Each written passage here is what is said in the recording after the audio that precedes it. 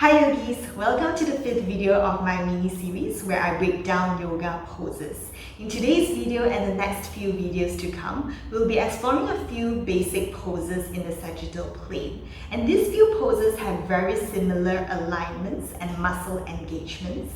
And some of the feet placement might be quite similar as well. A little confusing when we just started out yoga. So whenever you're ready, let's just meet on the mat.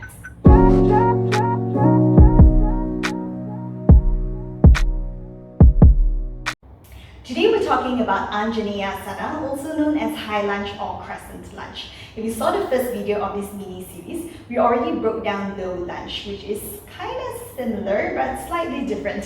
So I'm going to demonstrate with my right leg. To come to high lunge, I'll step my right foot forward, bend my right knee, step my left foot back. My feet are not directly in line with each other, like one straight line.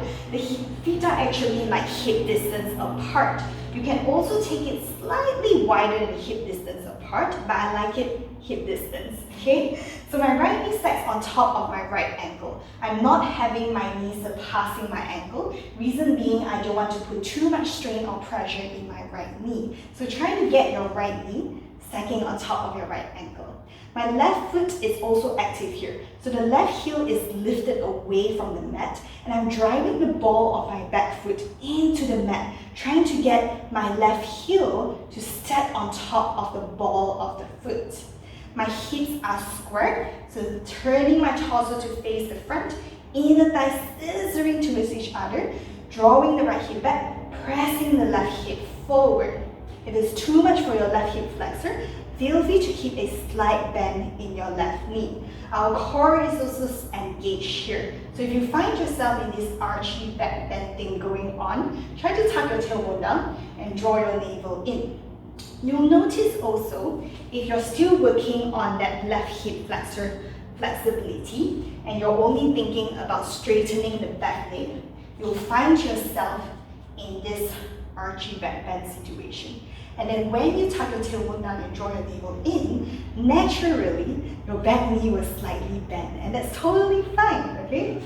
So, shoulders will stack on top of my hips, and I'll reach my arms up, biceps beside ears, hands are actively reaching up, but shoulders are also relaxed. So don't crunch up this way, just relax your shoulders, reach your arms up. Or you can also place your palms at heart center. If you want to come into a back bend in your high lunge, you can think about lifting the heart up. So my navel is still drawn in. I'm not placing all the weight onto my lower back. I'm only finding a back bend in my upper back, lifting my heart up towards the ceiling, okay? So that's your high lunge.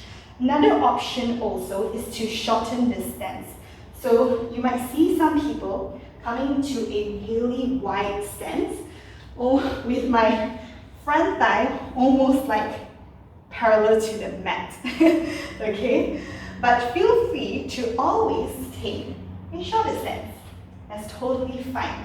Doesn't mean that it's easier, doesn't mean that this is harder. As long as you're taking the options that feel safe in your body and that you feel every single engagement and alignment that we mentioned, then you're doing your high lunge already. we all have different bodies. Just take the option that feels great for you, okay? So just to recap, a lot of things going on in high lunge. Our feet placement, I like hip distance apart. You can take a shorter stance or wider stance, up to you, whichever feels great. Front knee stacks on top of our front ankle. The back foot is also actively pressing into the mat so that your heel is stacked on top of the ball of the foot. Our hips are squared, so think about scissoring inner thighs towards each other, drawing the right hip back in this case and pressing the left hip forward. Option to always place a slight bend in the back knee if we're still working on that hip flexor flexibility. Core is also engaged here, so tucking the tailbone down, drawing the navel in, sucking the ribs in, okay? Shoulders stacked on top of our hips, arms can reach up, bicep beside ears, relax your shoulders, Or you can take palms to heart center, or maybe find a slight back bend. Just note that if you take a back bend, it's all about lifting the heart up towards the sky, okay?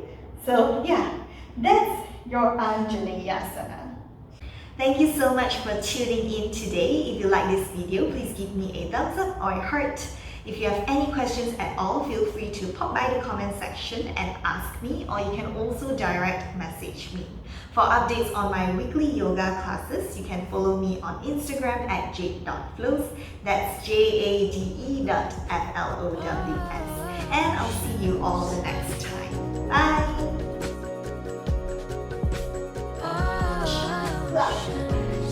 Just to recap, let me shake my left foot out a bit.